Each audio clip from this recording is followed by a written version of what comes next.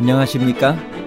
인생의 복잡한 문제들을 말씀으로 단칼에 해결해주는 김종근 목사의 쾌도 남마입니다.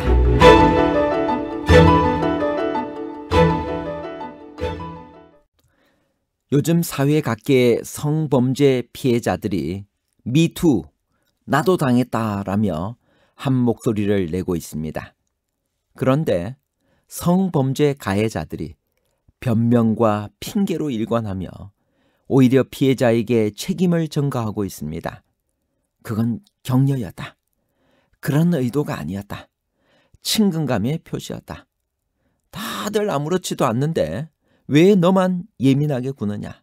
라며 오히려 위계나 완력을 사용해 무안을 주거나 핀잔을 주는 뻔뻔스러운 태도를 보이고 있습니다.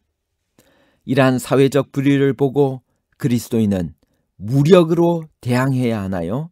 아니면 침묵해야 하나요? 아니면 어떻게 하면 좋을까요? 사회적 불의에 무력으로 대응하느냐, 침묵하느냐에 관한 복잡한 문제를 하나님 말씀의 가르침으로 명쾌하게 해결해 드리겠습니다.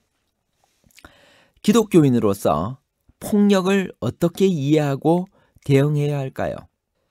기독교인으로서 폭력을 어떻게 이해하고 대응하느냐, 이것은 참으로 어렵고도 중요한 문제이며 고민하고 있는 문제입니다. 우리는 언제부턴가 악이라고 규정된 세력을 제압하기 위한 소위 정당한 무력 사용에는 관대해지고 있습니다. 이제는 다른 종교나 집단에 대한 폭력의 사용이 교회 안에서도 특별한 논의 없이 당연히 받아들여지고 있습니다. 그러나 성경은 분명하게 폭력 사용을 반대하고 있습니다. 마태복음 5장 9절, 화평하게 하는 자는 복이 있나니 그들이 하나님의 아들이라 일컬음을 받을 것이며, 교회의 의무는 억압자나 억눌린 자 사이의 중재자로서 봉사해야 합니다.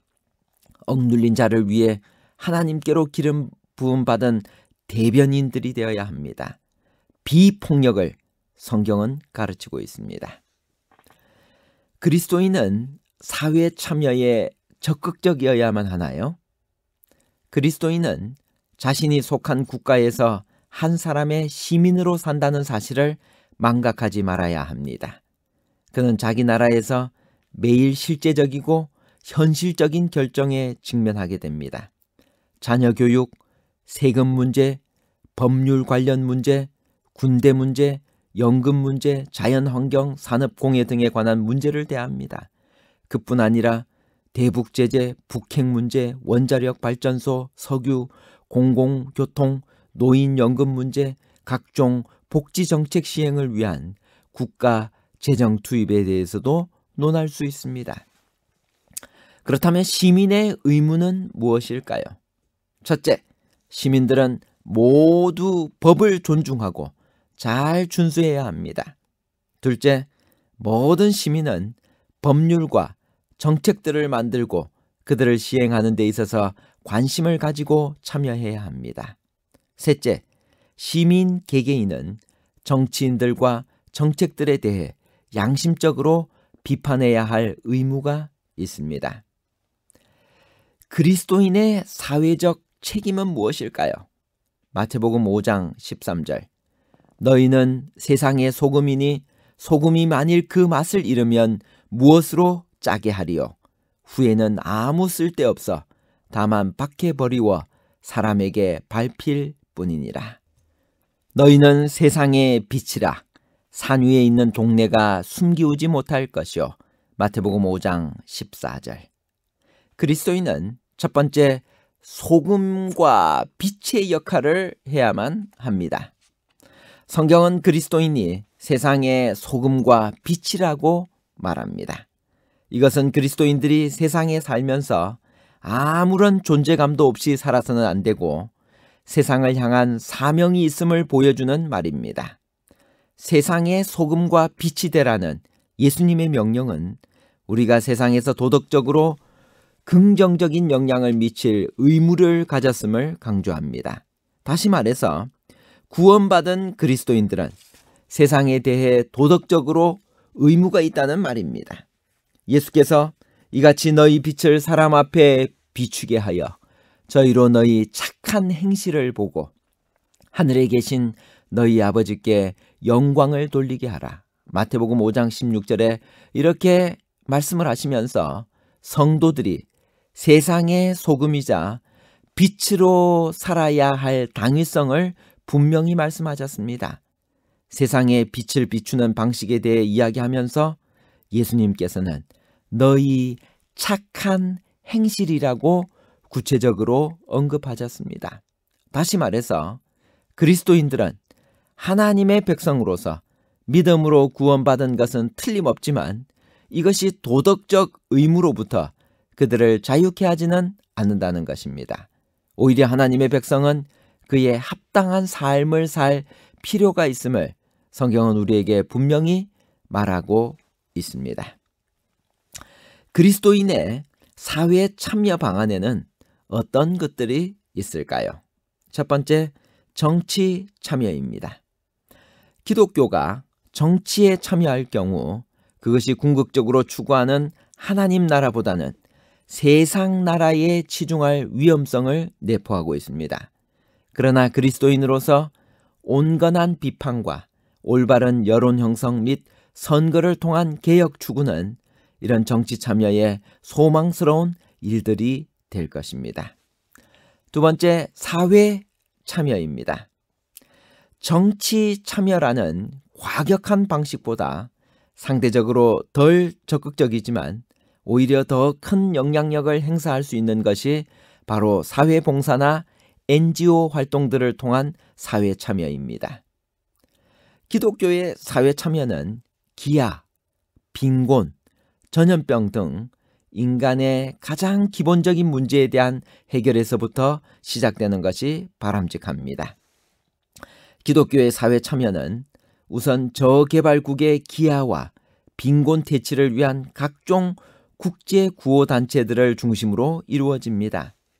이런 사회봉사단체들은 주로 아시아나 아프리카 최빈국들에서 기독교 정신을 실천하고 있습니다. 여러 활동단체들 중 두드러진 것은 구세군, 카리타스, 적십자, 세계 YMCA 연맹, 선명회 등 그리고 아드라 등이 있습니다. 이들은 모두 기독교에서 설립한 단체이지만 직접적인 선교보다는 이웃을 사랑하라는 하나님의 명령에 따라 가난한 제3세계 국민들에게 도움의 손길을 전하는 데 집중하고 있습니다. 그 외에도 수많은 NGO, 비정부 민간기구 단체들이 환경, 여성, 평화, 인권, 정치, 경제, 소비자, 교육, 청소년 등의 다양한 분야에서 기독교 정신을 실천하고 있습니다. 우물이 없는 마을에 우물을 파주고 직업훈련소를 만들어 젊은이들에게 직업훈련을 하고 학교들을 지어서 어린이들을 미래의 인재들로 양성하는 등 다양한 활동을 펼치고 있습니다. 기독교의 사회 참여는 궁극적으로 하나님 나라의 실현에 그 초점이 맞추어져 있어야 합니다. 물론 이 말이 기독교인은 사회 참여에 소극적이어야 한다는 것은 결코 아닙니다. 이 땅에 하나님의 나라를 실현하는 것은 불가능하지만 그리스도의 복음 정신을 가지고 세상을 향해 소금과 빛이 될 때 하나님의 나라는 더욱 확장될 것입니다. 기독교의 참 정신은 종적으로 우리에게 임한 하나님의 나라가 횡적으로 이웃에게 전해질 때 비로소 우리 안에서 실현될 것입니다. 미투 운동에 그리스도인도 참여해야 할까요? 창세기 4장 7절 죄의 소원, 욕망은 너에게 있지만 너는 죄를 다스려라.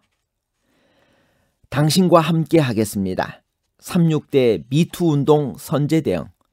이 전국을 강타한 미투 운동이 대학가로 번지고 있는 가운데 36대학 김성익 총장은 총장 명의의 담화문을 내고 온라인 신고센터를 개설하는 등 선제적 대응에 나섰습니다. 재학생 전원에게 보내는 담화문에서 우리 대학은 성희롱, 성폭력 사건 발생 시 피해자 보호를 우선적으로 고려하여 상담, 의료, 법률, 보호 등의 서비스를 적극적으로 제공할 것이라고 밝혔습니다. 따라서 그리스도인은 사회적 불의에 무력으로 대응하는 것은 반대하지만 미투 운동처럼 사회적 불의 건절을 위해 적극적으로 민원을 제기하는 등 다양한 방법을 통해 참석해야 합니다. 아모스 선지자의 기별의 핵심은 무엇이었을까요? 아모스 5장 24절 오직 정의를 물같이 공의를 마르지 않는 강같이 흐르게 할지어다. 아모스 5장 14절 15절에는 악을 미워하고 선을 사랑하라고 했습니다. 그리고 하나님께서 원하시는 것은 아모스 5장 24절에 오직 공법을 물같이 정의를 하수같이 흘릴지어다라고 말씀하셨습니다. 결론입니다. 첫 번째, 성경은 사회의 불의에 대해 그리스도인이 무력과 폭력을 사용하는 것을 금하고 있습니다. 마태복음 26장 52절 이에 예수께서 이르시되 내 검을 도로 집에 꽂아라. 검을 가지는 자는 다 검으로 망하느니라. 두 번째, 그리스도인은 사회봉사나 NGO 활동들을 통해 적극적으로 사회활동에 참여하여 성경이 말하는 빛과 소금의 역할을 수행해야만 합니다. 세 번째, 아모스 선지자의 가르침처럼 그리스도인은 악을 미워하고 선을 사랑하며 공의를 행해야 합니다. 아모스 5장 24절 오직 정의를 물같이 공의를 마르지 않는 강같이 흐르게 할지어다. 감사합니다.